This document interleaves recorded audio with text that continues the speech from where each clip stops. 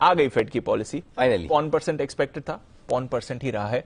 Commentary देने वाले थे वो भी उन्होंने दे दी। तो एक एक करके थोड़ा समझते हैं। एक तो पहले जो इंटरेस्ट रेट्स पर उन्होंने क्या कहा है और क्या करने वाले हैं ये समझाइए। सबसे पहले तो ये कि आपने मॉर्निंग का आगे गुड नहीं लगाया।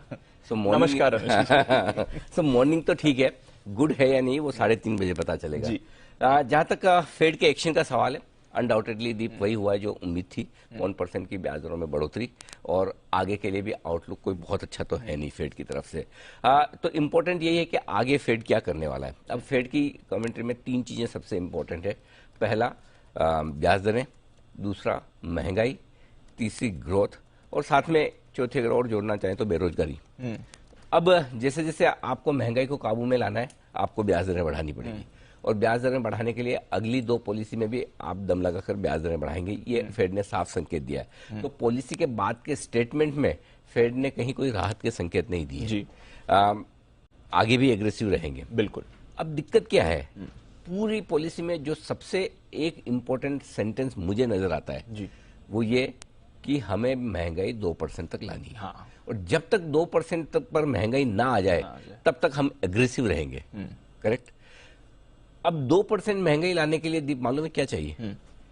खाने पीने की चीजों के दाम कम से कम 15 से 20% घटे, और कच्चा तेल जो $120 के आसपास है ये $70 से $80 की रेंज में आए। अगर ये नहीं होता है तो फेड के लिए ऑलमोस्ट इम्पॉसिबल है कि वो स्टैंड सॉफ्ट करे, और ऐसे में 2 और एग्रेसिव हाइक हो सकते हैं। अब इस एग्रेसिव हाइक होने के जो साइड इफेक्ट्स होंगे, जो फेड ने चिंता ऑलरेडी बता दी, बेरोजगारी बढ़ेगी और उसके साथ साथ आपकी ग्रोथ पर भी असर आएगा। सो आई थिंक अमेरिका बहुत मुश्किल सिचुएशन में है। जो फेड ने कहा है, अगर आप सिर्फ एक सेंटेंस को पकड़कर ढंग से उसको समझ लें तो आपको समझ में आ जाएगा कि अमेरिका की इकोनॉमी की हालत आगे चलते हुए और खराब होनी निश्चित है। निश्चित है, कोई नहीं रोक सकता, क्योंकि आप 8.5% इन्फ्लेशन पे बैठे हैं और 2% का टारगेट है। 6.5% घटाएंगे कैसे घटाएंगे? अगर किस्मत ही खुल जाए आपकी, कोई ऐसी चीज हो जाए कि दुनिया भर में सारी चीजों के दाम कम हो जाए, अगर समझिए दुनिया भर में सारी चीजों के दाम कम हो जाए तो भी तो मंदी है ना, है तो मंदी, तब भी मंदी है बिल्कुल ना। सो एक ही चीज है जो कच्चा तेल का दाम घटा सकती है, और कुछ हद तक दूसरी कमोडिटीज का, वो रूस और यूक्रेन के बीच में युद्ध खत्म होना। अगर वो हो जाए तब तो ठीक है कि एक उसकी वजह से जितना इन्फ्लेशन बढ़ा था वो कम हो जाएगा। बाकी इन्फ्लेशन को तो फेड को ब्याज दरों से ही नियंत्रित करना है। और इकोनॉमी में सबसे बड़ी समस्या हम बार बार ये कहते हैं कि आप एक कोई भी काम करें, उस काम के विपरीत दूसरा काम होता है। राइट। तो काम आपका ये है कि ब्याज दरें बढ़ाना है, लेकिन साथ में आप इसके साथ ग्रोथ पर समझौता कर रहे हैं, इसके साथ आप नौकरियों पर समझौता करें। आप एक चीज समझिए, ब्याज दरें अमेरिका में 0% पर के आसपास क्यों आई? एक ही वजह से, ग्रोथ चाहिए थी, नौकरियां चाहिए थी। बिल्कुल राइट, बिल्कुल। आप वो ले आए, आपने वो एंजॉय कर लिया, अब आपको महंगाई का भूत दिख रहा है, अब उसको आपको उतारना है। राइट। तो अब आप इन 2 चीजों का बलिदान करेंगे। करेक्ट। राइट। तो आपको ठीक है, थोड़े टाइम नौकरियां नहीं चलेगी, चलेगा, थोड़े टाइम तक ग्रोथ नहीं आएगी, चलेगा, लेकिन मुझे इन्फ्लेशन नीचे चाहिए। राइट। अब फेड का फोकस दूसरी तरफ शिफ्ट हो गया, जहां से शुरू किया था उन्होंने काटना, अब आप वापस उस तरफ बढ़ रहे हैं। राइट। तो ये सिचुएशन अच्छी नहीं है, और टारगेट इन्फ्लेशन 2%, और तब तक वो भले ही कहते कि हम सॉफ्टिश रहेंगे, इसका कोई खास मतलब है नहीं दीप, उनके पास जगह है नहीं। एक चीज बहुत साफ है, अमेरिका का फेड, उनकी जो ट्रेजरी सेक्रेटरी जो जेनेट येलन है, ये मतलब पूरी तरह से फेल ही हो गए।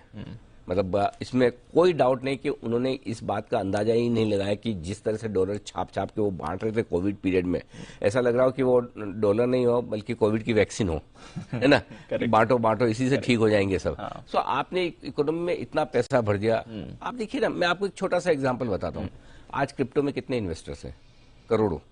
सबसे ज्यादा कौन से? आज हिंदुस्तान में क्रिप्टो में इन्वेस्टर्स की एवरेज एज 22 साल हो गई। Yes sir. राइट। करेक्ट। दुनिया भर के इतने आईटी इंजीनियर्स जो पास आउट होके आराम से, उनको लगता है कि एक कंप्यूटर खरीद लिया, ठीक है, माइनिंग लगा दी, फर्स्ट क्लास, क्यों नौकरी करना है, बैठे बैठे पैसा आ रहा है। करेक्ट। ये नहीं काम करने की माइंडसेट, आराम से पैसा बनाने की माइंडसेट, ये सिर्फ मैं क्रिप्टो का एग्जांपल दे रहा हूँ, इसे अन्यथा न ले। लेकिन पॉइंट ये कि लोगों को जो इजी मनी बन रहा था ना, उसने आदतें खराब कर दी। बिल्कुल। अब काम करने की आदत नहीं रही, काम करने की अब आदत, अगर आपकी मजबूरी आएगी काम करना है तो काम करने के लिए नौकरियां नहीं मिलेगी।